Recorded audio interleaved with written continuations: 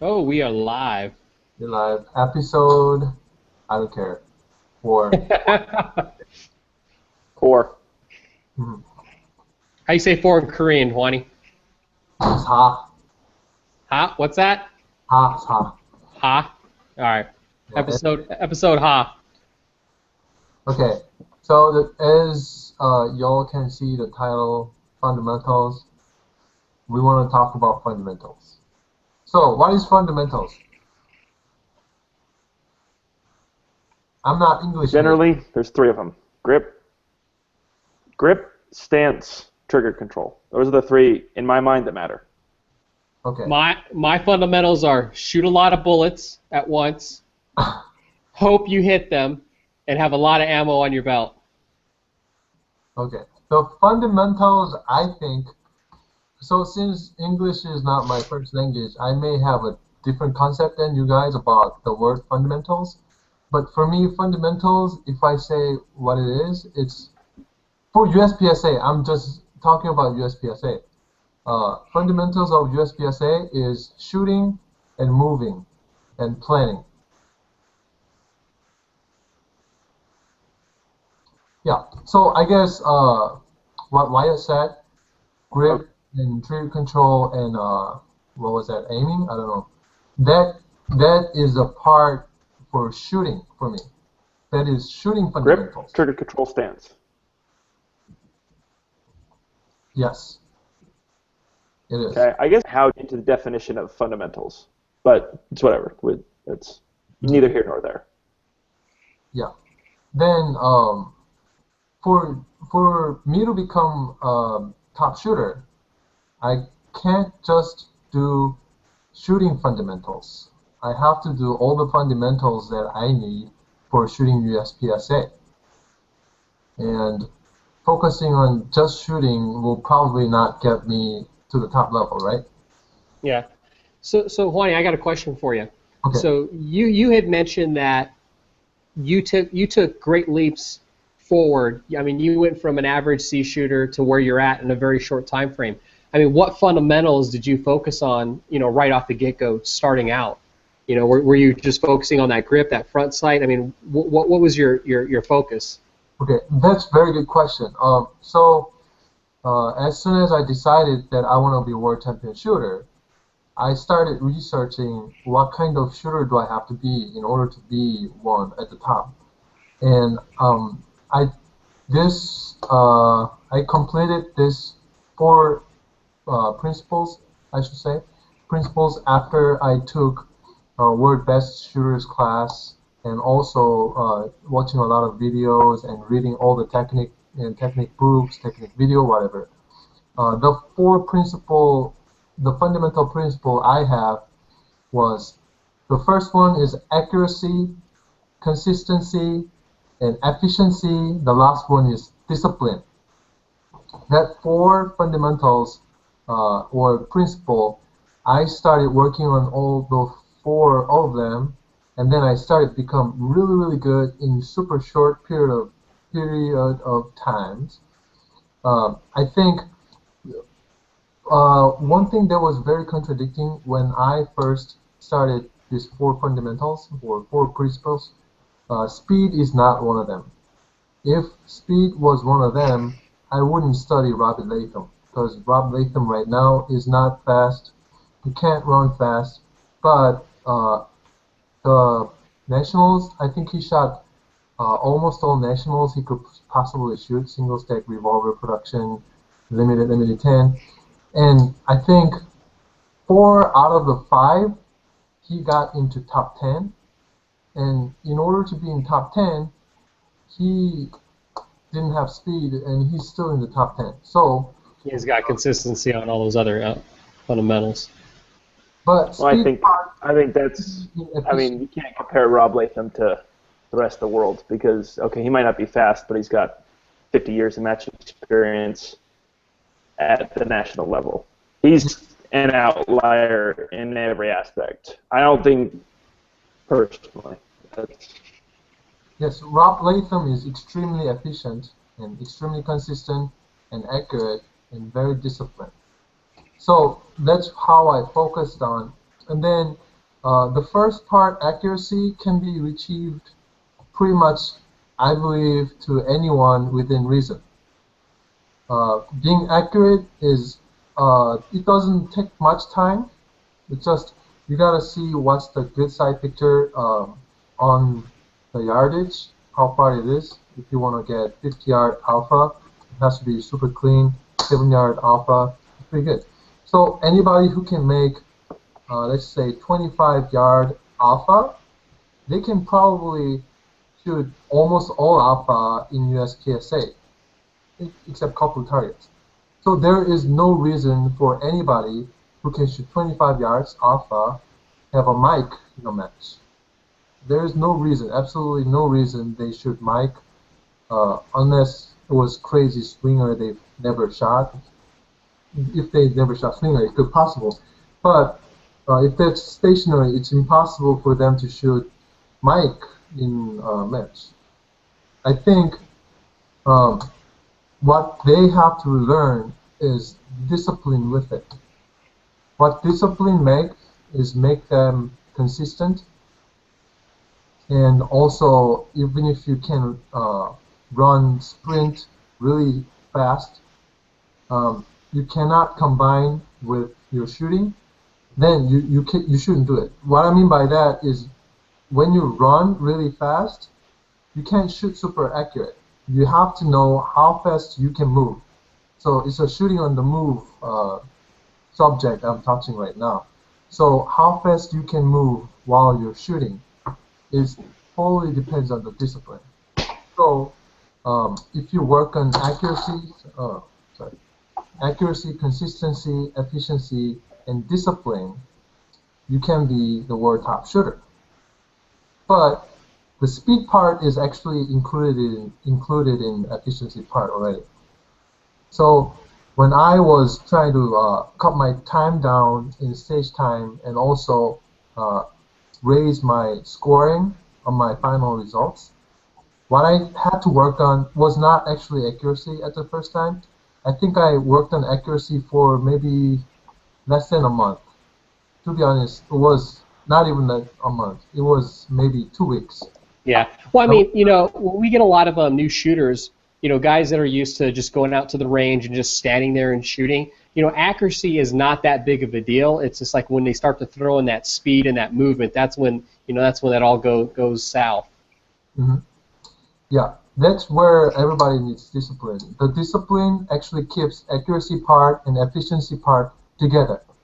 And also consistency is very important in discipline too. The reason being is, well, if I want to talk about discipline, there are too many aspects of discipline, but there's mainly, in shooting, there's, I guess, 2 different types of discipline. The first one is just being able to control your side picture and trigger, which is what Wyatt says, the fundamentals. So what kind of side picture you need for certain yards, or what kind of trigger control you need for certain yards. That's one of the disciplines that you need. It's a shooting discipline. And then the second one is actually personal discipline. It's kind of weird to put it that way. I would say mental game is part of this aspect.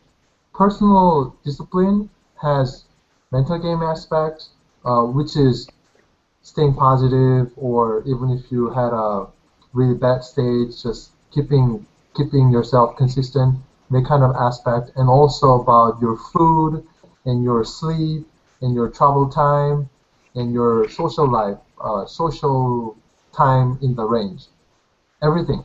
So there are a couple disciplines out there, but you have to work on every discipline in order to be consistent. And that's a big one that I'm struggling with personally right now. Is not the discipline aspect of, like, if I shot a mic or something on the previous stage, I can shake that on and move and perform. Where I'm struggling is the discipline to not break that shot when I know that sight picture is not clear enough for that range, that kind of hard cover, and I'm struggling with it. It's just like, you know, I see that sight picture and I go for it when I knew I should have just waited a split second, or you know what I mean? And that's what I'm struggling with the most right now personally. Yeah. So And that's why at least when I learned the fundamentals, I learned those 3 ones, and that made the most sense to me. Yeah. Because really, if you're that's okay, so that's trigger control, basically trigger control, stance, and grip. If you have good trigger control, sight picture is going to come along with that, and you can pull the trigger. Good grip, you're going to be able to get back on the target faster. And good stance, you're going to be able to control the recoil better. Yeah. Combine those things and you perfect them, you can go as fast as you want, essentially. Yeah, and when I there was probably about a month ago I was really focusing on the discipline aspect and just focusing on shooting my own game, and everything clicked, man. I mean, just I was going mic free on whole matches, but it's just like I feel like I've regressed, and that discipline is that biggest fundamental that I'm personally trying to focus on now. Internet. yeah. I think we just lost Wyatt. Anyway, sorry. Go ahead, Wani.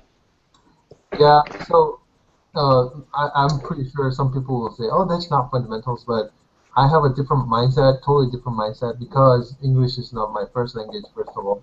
And then secondly, I don't want to think the way everybody thinks, because I think if I think the way that everybody thinks, I need ton of ammo. I need millions of rounds of ammo, and I have to shoot full time. I can't do full time. I can only spare maybe 1 hour a day to train because I'm a full time student too. I study engineering, so I don't have time. So I just wanted this. How should I say? I just wanted just one thing that I want to work on at a time. Or if I put it another way, I don't want to study that many aspects of shooting, but I want to be good. So if I can find that one aspect that will make me really good shooter, then learning 5 different steps. So it's kind of like if you learn draw, some people say, oh, grab the gun, pull it out. It sounds like 2 steps. Some people make it, oh, okay, feel the gun, put your index finger on the trigger guard, and then put your thumb on the safety, and then grab the gun and pull it out. There's too many steps, right? So I wanted to break into bigger picture, but less steps. So that's how I came up with that ACED.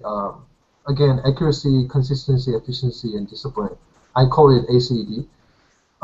So like people think, okay, what is it about? Then accuracy part is pretty easy for everybody, and consistency is I'm going to touch on later if I have opportunity. But what I focused on the most so far was efficiency and discipline, because I believe accuracy is easy and I'm pretty good at it, and consistency is coming after I get my discipline.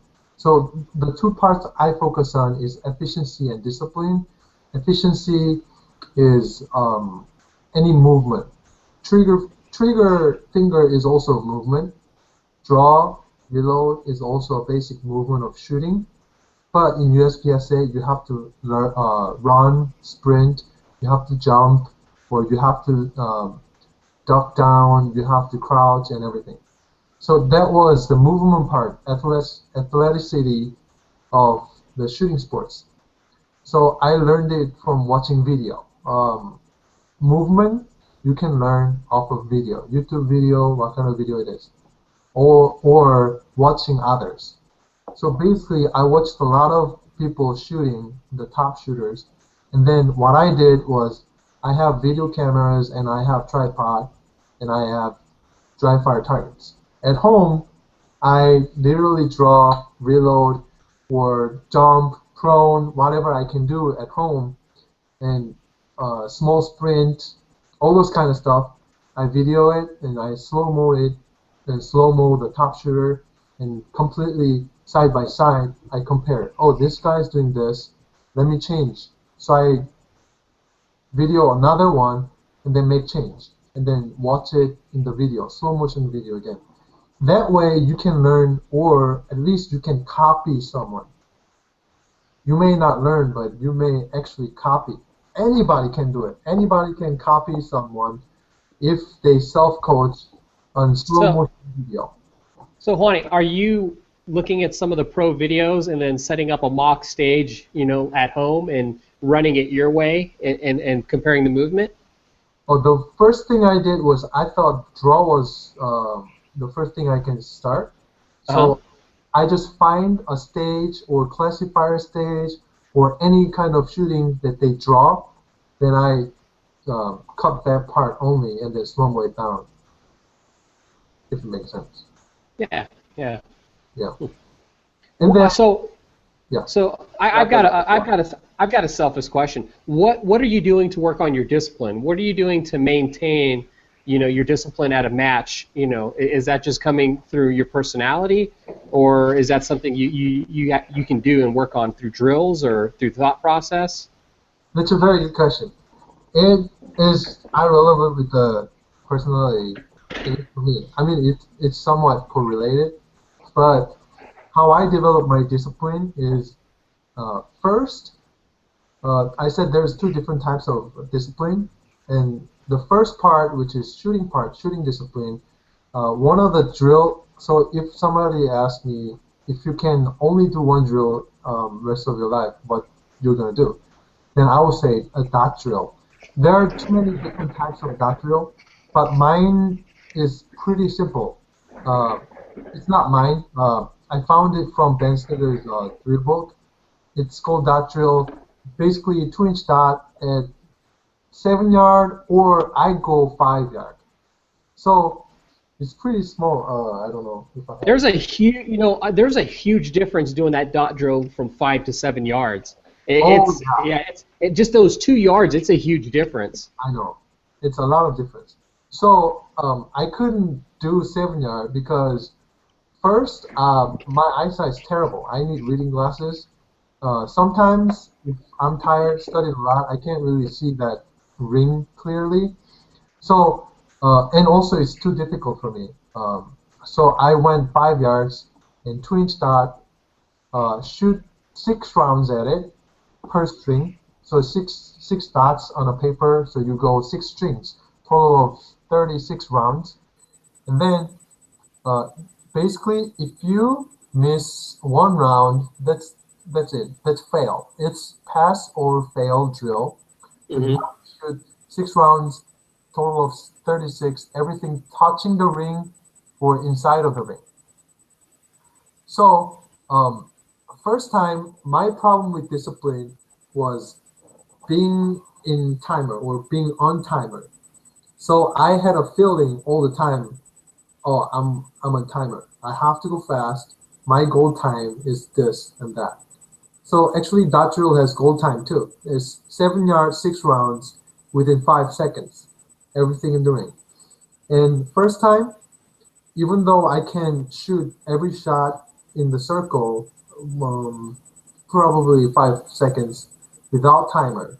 With timer, I had a problem hurrying the shot, rushing the shot, not confirming second shot or fifth shot or all the shots. So how I developed my discipline on that particular shooting was I removed my timer and then shoot 5 shots super accurately, probably punch a hole, small hole, and then start to make it a bigger hole, and then finally, not necessarily like bigger hole, but uh, it's just making yourself pace faster. Shoot pace is increasing. So, and then after I do that, after a couple pages, oh, now I feel like I can shoot every round in the circle, 36 rounds or 50 rounds, whatever. It can be really slow. It can be like 10 seconds or something. But you're cutting the time more and more and more. And then eventually you have to make the time within 5 seconds. But what I do is I use the timer once, and then if I feel like I'm rushing again, I remove the timer again, and then shoot all the 6 rounds within the circle, and then I use the timer again. But my focus is not really on making the timer now. My focus is on shooting the fast pace I can shoot with accuracy. So that way, I started making 36 out of 36. So I'm increasing my 100% or increasing my speed with accuracy at the same time. Because my problem was I can shoot very accurate even at 50 yards, but I could not do it within the time constraint because I felt like I was being chased or something, or I have to chase the goal time. So that was bothering my discipline. So I developed the discipline not to be in a rush and finding my 100%. How fast can I shoot in this kind of difficulty? Twinge dot, how fast can I shoot to make all 6 rounds in the target? But actually, you know what? Even if you do that, because you don't have timer, you don't know how fast you are going. Now, how long did it take before you were consistently beating the par time after you were doing it without the timer? Months. Months? Oh, wow. So it's not something it's not something people should expect to see right away. I think it's possible to see right away, but my problem wasn't just in the live fire training. Even though I did that, I felt like, oh, I'm not chasing the time anymore, and I can shoot accurate or fast. The problem was actually my dry fire. I use my par timer all the time. So even if I develop the discipline to not being rushed in live fire, when I go home, I started rushing it again. So I started, instead of really aligning the sight and also developing the sight alignment as quickly as possible, I would rather pull the trigger early. So that was my problem in dry fire. So it took me like months actually to really find out that my problem was I need to do dry fire and live fire equally in terms of mindset. And also match too. When I go to match, I always think I don't want to make mistake. I want to shoot accurate, but as fast as I can. But at home, my mindset is okay. Cut time. I'm gonna do faster. I'm gonna do faster. I'm gonna make 0.7 draw. I'm gonna make 0.8 draw.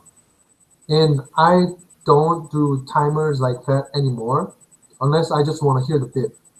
Yeah, Juan, to pause you for a second. Every time we talk about the things you're working on and the things you're doing, you always say at least one very critical and just something I just say wow. And I want to point that out real quick. One of the things that I've never thought about is taking out if you're going to live fire and dry fire simultaneously, keep it consistent whether you're using a par timer for both or if you're just using the start beat for both. That's good solid advice right there. I never thought about because sometimes I'll do a dry fire with why it's beeping here. I'll do a dry fire with no par timer, but I'll go out to the live fire range and I'll try and hit those par times like in Stoger's Skills and Drills book. So that's good. That's good information right there.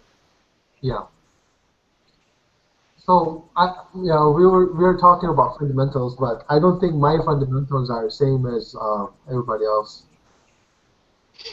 You know what though? Yours are obviously working. Sorry guys, my computer's being a piece of shit. Oh, I was wondering why it was so quiet.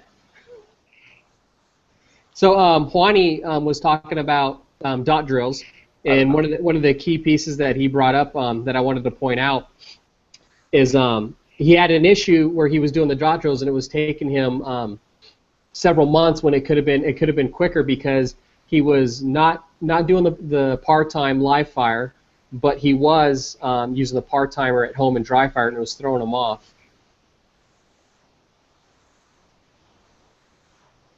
Silence.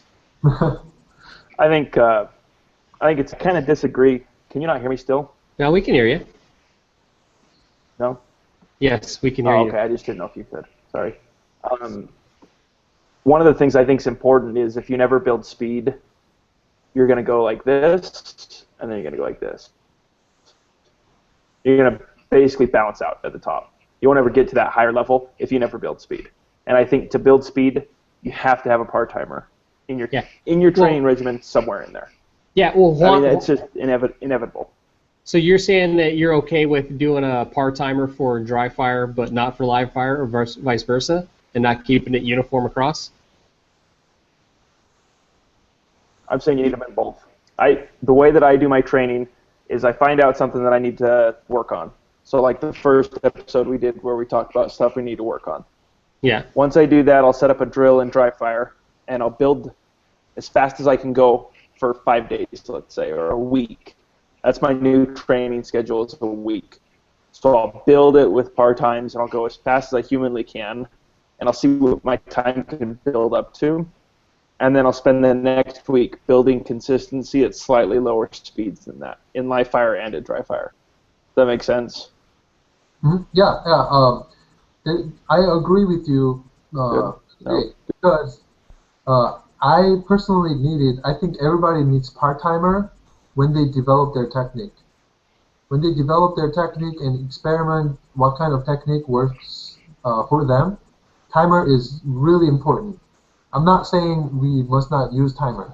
What I'm saying is, if timer is messing with your discipline, you should sometimes not use timer in order to develop your discipline. Yeah. Yep. Yeah, I agree. Mm-hmm. Yeah, I personally completely agree. use timer most of the time too. But I So we're don't. going to discuss. Sorry.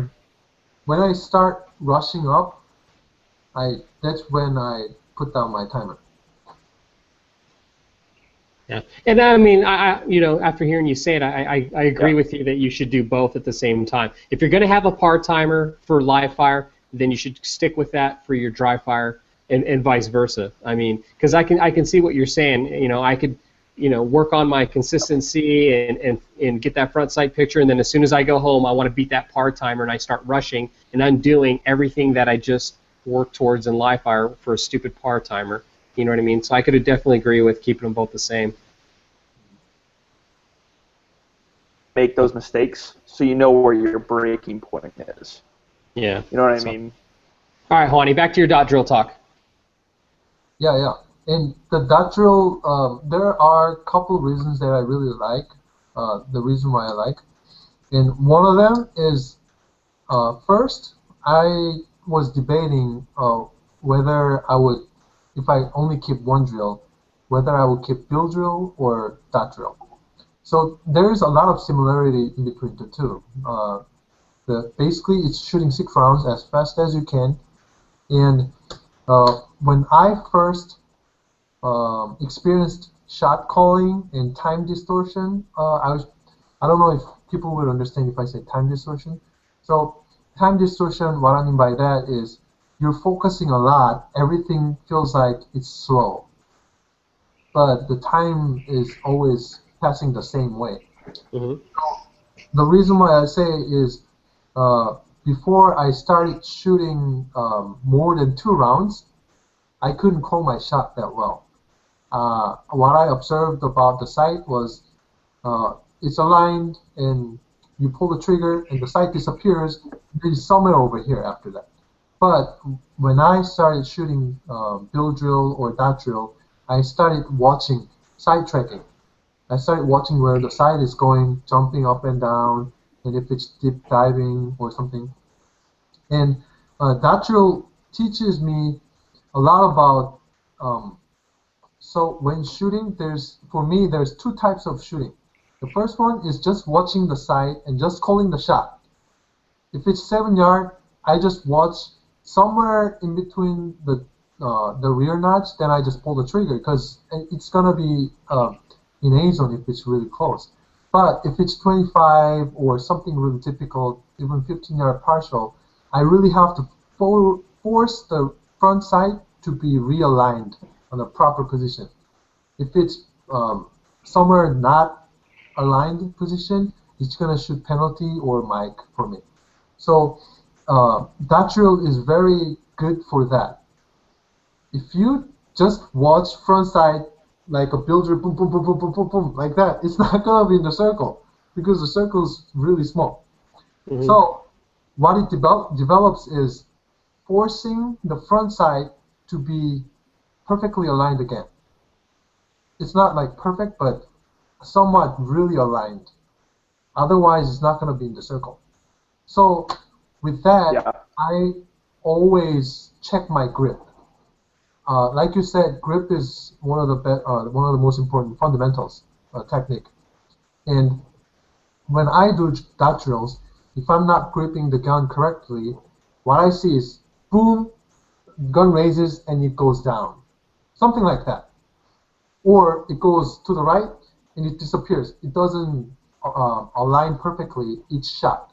But dot drill, you have to make the front side Exactly. coming to a really not perfect, but really good alignment. So it teaches you how to force the side coming back. So if you see some of the top shooters, some people shoot a lot of doubles, really close shots, even if they shoot what .2 splits or something like that.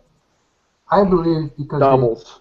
they disciplined, yeah, doubles. I want an overlay. Realigned. That's why I like the dot drill. And of course, I think one of the things that you have to know is how to focus well for time distortion. Most of the shooters I talk to, the top shooters, when I talk to, oh man, you were super fast, how did you do that? And they would say, I don't know, it didn't feel fast. It didn't feel that fast. And sometimes they shoot super fast, and I was like, oh man, it was really fast. And they say, no, I felt so slow, man. And I made a Charlie over there and a Delta over there. They know everything because everything slows down for them. Everything slows down. And for me, that drill was really good because I have to really watch the side, and then when it comes down, I want it to be perfectly aligned again, or somewhat perfect. Now, Juani, are you adjusting your grip strength at all for that particular drill? Are you squeezing any, for example, like a Blake drill, 5 yards, I would grip down a lot harder than I would out of 10 yards just to keep that sight control a little bit more. Now, what are you doing for the dot drill on your grip? Are you just are you gripping any more? Are you just focusing more on that front sight? What are you doing differently? Harder?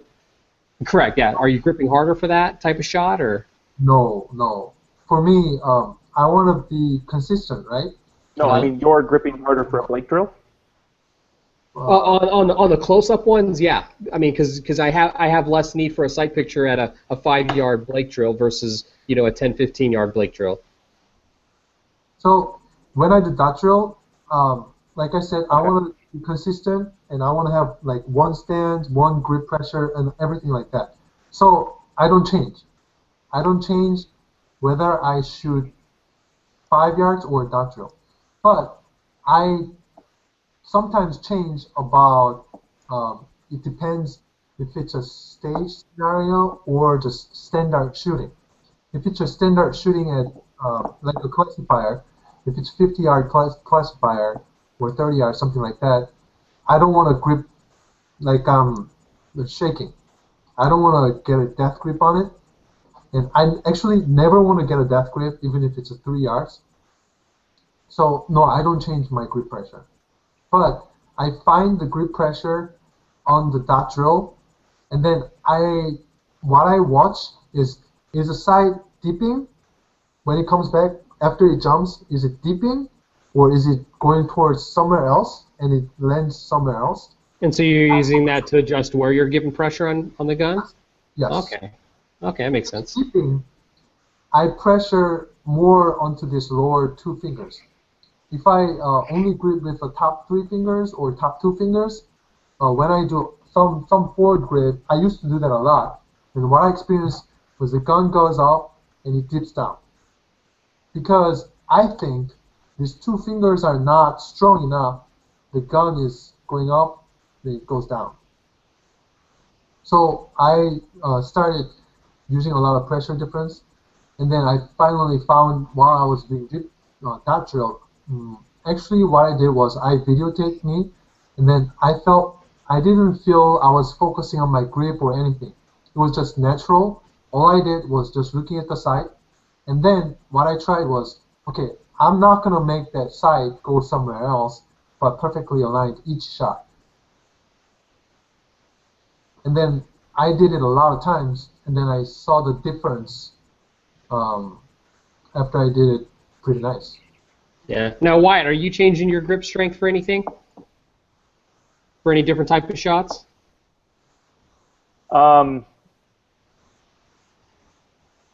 Just tell me if you can hear me immediately, because I feel like I'm lagging like 5 or 6 seconds.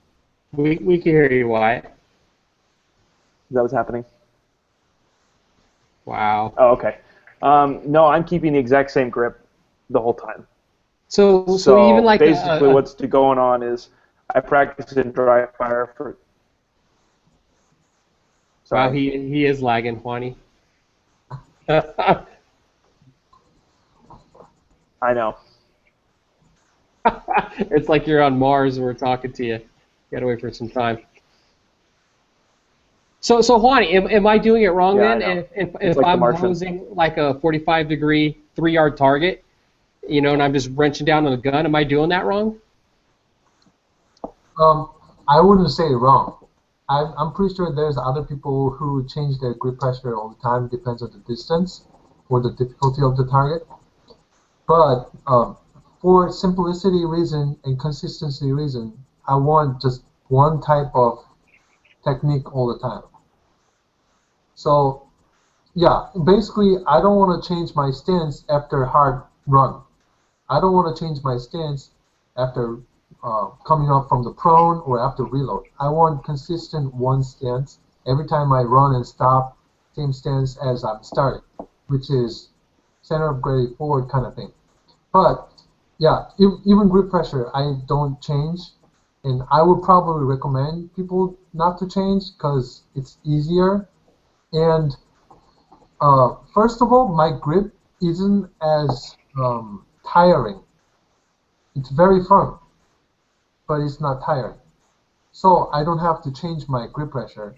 Even if it's 3-yard, I'm not going to squeeze harder, any harder. And I know if I squeeze harder, I'm going to shake a little bit, and it's going to lead me to trigger and tense up.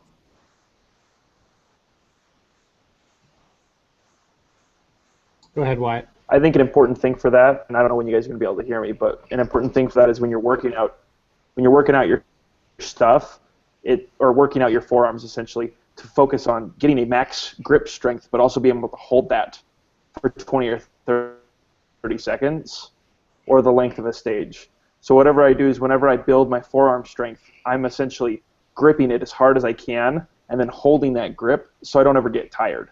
So I can essentially keep on increasing my grip strength until it reaches its absolute max. Does that make sense? Yeah. We got you, Wyatt. You're not that delayed. I hate this internet. Yeah. Okay. Stick it out, buddy. Anyways, Juani, so yeah, that's something to think about, is maybe not changing that grip strength up. You know, maybe I'm just adding more variables that can go wrong throughout a stage. Yep. And there are too many grip techniques. I've tried many of them, and I finally found the grip style I want. I found that grip pressure and grip shape after I took Ben Steger's class. I asked him to grip my gun. I was actually gripping my gun with my right hand, and then I told him to grip with his support hand, so I could feel his grip pressure. Did you guys like make eye contact and have a moment? Yeah, I was drooling a little bit. I kind of got. So the difference, I would introduce my old grip technique, which is thumb forward, and it's 45-degree or maybe more. Because I'm a physics geek, I always think about physics. I thought the gun is coming this way, right? It's like a torque. It's coming up, but it's like a torque. It's like a car engine. So what I had to do is just create the anti-force. So what I had to do was just create like this, right? So I was doing the thumb forward thing, and I believe that was, in a physics way, its proper method. But really strained my upper part, and my lower two finger wasn't in a row. Because if I do this, my two fingers were very uncomfortable to grip it hard. Do you have your stock 2 handy nearby? Yeah. Show us how far forward you used to go. Oh, yeah, we lost Honey. Nearby. Okay, so show us how you used to do it. I used to Oh, do come back, son. like this. Oh, God, now I feel stupid. That's how I kind of hold my gun. This part is pretty aligned like this, but I feel a little bit of strain over here. And then if I do this, I can't grip with the two low fingers. It's pretty difficult. I feel some kind of strain over here, so I can't grip it hard. So what are you doing now? What I'm doing right now is just like this. Okay. This over here. Yeah, I'm not quite as aggressive as your first grip. How it was, and now is this. Okay, yeah, I'm probably closer to that. I'm not as aggressive as your first grip, so I feel a little bit better. So, at the time, I understood why people call it grip. They didn't call it super forward, or something like that. I can't explain it in English. But the grip is basically this. This is grip. And at the time, I didn't understand it that much. So what you have to do, you can't sacrifice the gripping strength. What I was doing is I sacrificed gripping strength in order to mitigate this forward thing. And I got tense, and I couldn't do fast, and I made a ton of mistakes, and also side tracking wasn't good. So that at that moment, Ben Steger had more pressure on the bottom two finger, and the top three fingers was about the same. 2 fingers. I don't have 6 fingers. So top 2 finger was about the same, but bottom 2 finger, he had much force. Honey, you're Asian. You're supposed to be able to count better than that. Okay. So how I changed was basically when I grip, for the best, if you grip it from your groove like this, not on top of the bone over here, but in between the fingers right here, right? So you can grip it harder that way. So my focus when I grip it is just landing on between my fingers and grip it pretty hard. And some people say Captain Crush. I used to do Captain Crush, but it didn't help me that much. You don't really need to grip it super hard until you start shaking. It's not going to help you, but it's the point before you tense up. And another thing many people I think has to learn is relaxation. Many people say if you are relaxed, you can punch faster, and I think that's true. But you're not gonna grip the gun like super relaxed like this, right?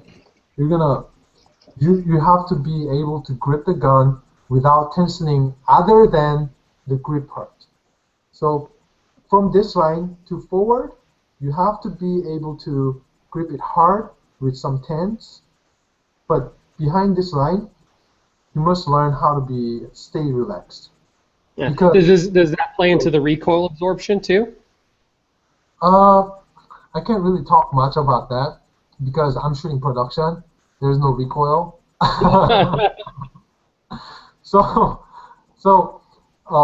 But if you're relaxed on your arm, you can flex really easily, so you can reload fast. But if you're tensing up like this, you can't reload fast. Yeah. I like that. I like that point. I like that. So, I think Wyatt. I just combined your names. I think Wyatt's kind of given up on us here. You there, Wyatt? Okay, Wyatt. We're gonna ask you a question, and we're gonna be quiet. What do you think? I would chat, but it would be like 5-6 seconds. There we go. Nice. Do you have anything you want to add to Juani's grip topic there?